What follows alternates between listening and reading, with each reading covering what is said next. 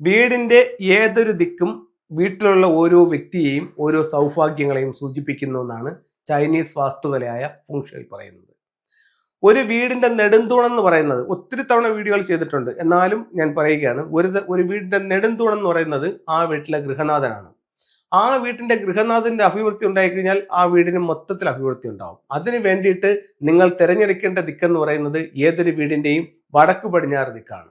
വടക്ക് പടിഞ്ഞാറ് ഭാഗത്ത് നിങ്ങളുടെ വീടിന്റെ നിർമ്മിതിയിൽ വന്നിരിക്കുന്ന ഏതൊരു തെറ്റും ആ ഗൃഹനാഥന്റെ വളർച്ചയെ സാരമായ രീതിയിൽ ബാധിക്കുന്നു. തെറ്റെന്ന് പറഞ്ഞാൽ എന്തൊക്കെയാണ് തെറ്റുകൾ എന്നുള്ളത് നോക്കാം. ഒന്ന്, വീട് പണിയുമ്പോൾ വടക്ക് പടിഞ്ഞാറ് ഭാഗം നഷ്ടപ്പെടുത്തിക്കൊണ്ട് ചെയ്യുക. എങ്ങനെയാണ് നഷ്ടപ്പെടുന്നത് വടക്ക് പടിഞ്ഞാറ് ഭാഗം? നമ്മൾ ഫെങ്ഷുയുടെ അല്ലെങ്കിൽ വാസ്തുവിന്റെ ഒരു ബേസിക് തിയറി എന്ന് പറഞ്ഞു കഴിഞ്ഞാൽ, നിങ്ങളൊരു വീട് വെക്കുമ്പോൾ അത് സ്ക്വയറോ റെക്ടാങ്കിൾ ഷേപ്പിലോ ആയിരിക്കണം. നിങ്ങളുടെ വീട് സ്ക്വയറോ റെക്ടാങ്കിൾ ഷേപ്പിലോ എടുക്കുമ്പോൾ നിങ്ങളുടെ വടക്ക് പടിഞ്ഞാറ് പറയുന്ന നോർത്ത് വെസ്റ്റ് കോർണർ നിങ്ങൾക്ക് നഷ്ടപ്പെട്ടു പോയിട്ടുണ്ടെങ്കിൽ ഉറപ്പായിട്ടും അത് ഗൃഹനാഥനെ ബാധിച്ചിരിക്കും. അതുപോലെ തന്നെ വടക്ക് പടിഞ്ഞാറ് ഭാഗത്ത് ഒരു ടോയ്ലറ്റ് വന്നിട്ടുണ്ടെങ്കിലും അത് ഗൃഹനാഥനെ ബാധിച്ചിരിക്കും. വടക്ക് പടിഞ്ഞാറ് ഭാഗത്ത് നഷ്ടപ്പെട്ടു പോയാലും ടോയ്ലറ്റ് വന്നാലും ഗൃഹനാഥനെ ബാധിക്കും. ഇതിന് എന്താണ് പരിഹാരം? അപ്പൊ ഇത്തരത്തിൽ സംഭവിച്ചു കഴിഞ്ഞാൽ ഗൃഹനാഥനെ ഏത് രീതിയിൽ ബാധിക്കും? ഗൃഹനാഥന്റെ കഴിവിനനുസരിച്ച് ഒരു ഉയർച്ചയില്ല. ഗൃഹനാഥനെ സപ്പോർട്ട് ചെയ്യുന്ന ആൾക്കാർ പൊതുവെ കുറവാണ്. അത് ബന്ധുക്കളിലായാലും ശരി തന്നെ, അയൽക്കാരിലായാലും ശരി തന്നെ. അതുപോലെ തന്നെ ഡെയിലി വരുമാനമില്ല എന്നീ പ്രശ്നങ്ങൾ നിങ്ങളുടെ വീടിനെ ബാധിക്കാനുള്ള സാധ്യത വളരെ കൂടുതലാണ്. നിങ്ങൾക്ക് തന്നെ ഒന്ന് സ്വയം പരിശോധിച്ച് നോക്കാവുന്നതാണ്. അടുത്തതായിട്ട് ഇത്തരം കാര്യങ്ങൾക്ക് എന്താണ് പരിഹാരം എന്ന് വെച്ച് കഴിഞ്ഞാൽ, വളരെ സിമ്പിളായിട്ട് ഒരു 6 റോഡ് വിൻഡ് ചൈം നിങ്ങളുടെ വീടിന്റെ വടക്ക് പടിഞ്ഞാറ് മൂലയിൽ നിങ്ങളൊന്ന് സ്ഥാപിച്ചു നോക്കൂ.